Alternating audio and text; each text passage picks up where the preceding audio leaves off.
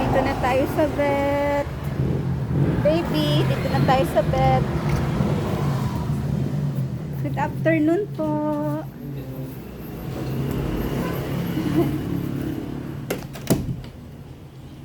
Good afternoon po, Doc. Oo. Yung ano, gusto ko maagapan, ayaw ko mangyari sa kanya, nangyari sa aso ko. Apo. Dito na tayo sa bed, baby. Dito na tayo sa bed. Hello. Dito na tayo sa bed. We are here now at the veterinary.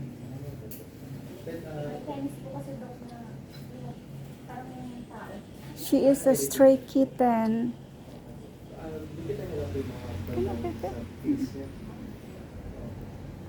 She's a stray kitten. 0.5 to 1 ang po siya.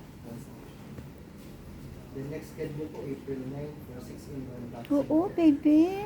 Oo, para ma-check up ka na. 6 in 1 vaccine. Oo.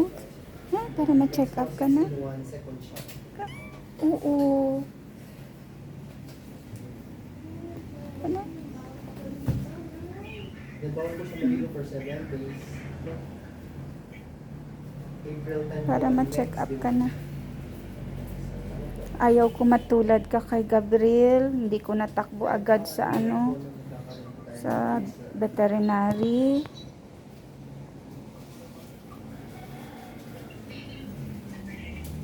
Binigyan ako ng leksyon ni Gabriel.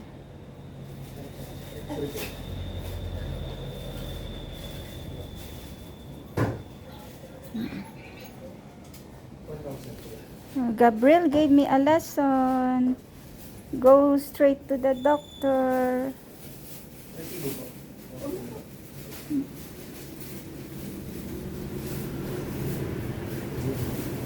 April 9 po, bawal po maligo for 7 days or mabasa ako, no?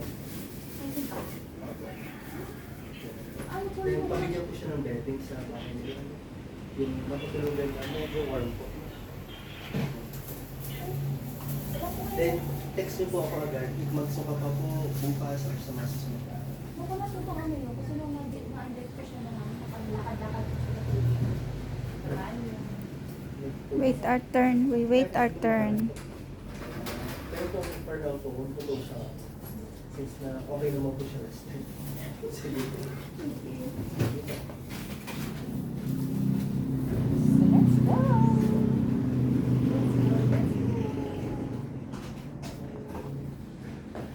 Wait, wait lang. Okay. Oh, Kuya's gonna bring in.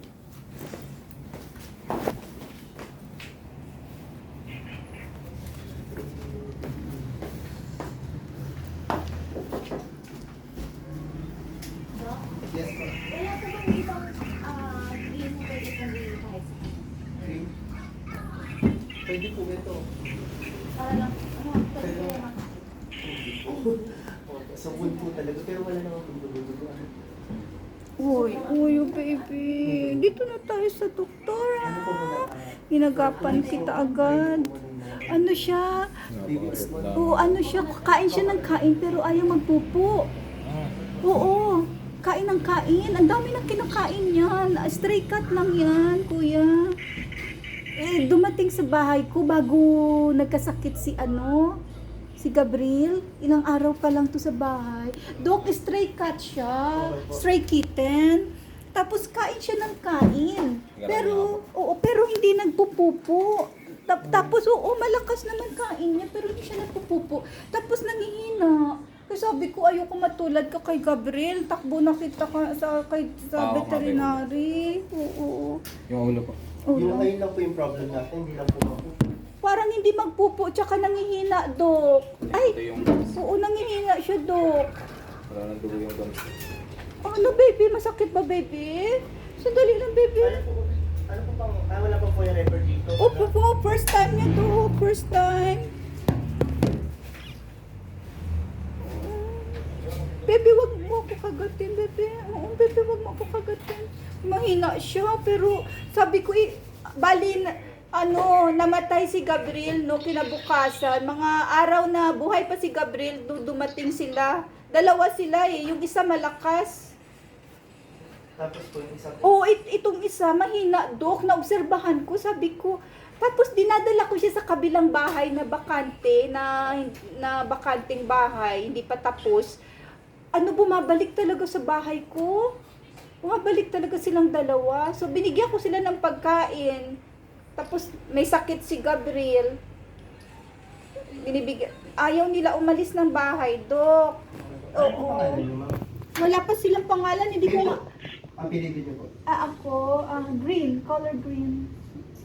Hindi ko nga alam kung babae, lalaki to, Dok eh. Green ano po? Maria, Maria. Hazel. Hazel, tapos may dasa dulo. Bebe, huwag kang bebe. Gusto ko mabuhay ko. Ayaw ko matulad ko kay Gabriel, bebe. Patient still. Wala po po ang pangalan. Wala pa kasi hindi ko alam doon kung babae o lalaki. Ating Malakas naman siya kumain, pero mahina ang katawan niya. Babae po. Oh, you're a girl. Oh, you're my new stray cat. You're a girl.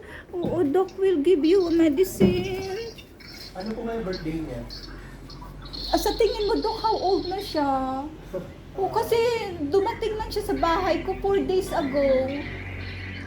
Kasama kapatid niya, dalawa sila.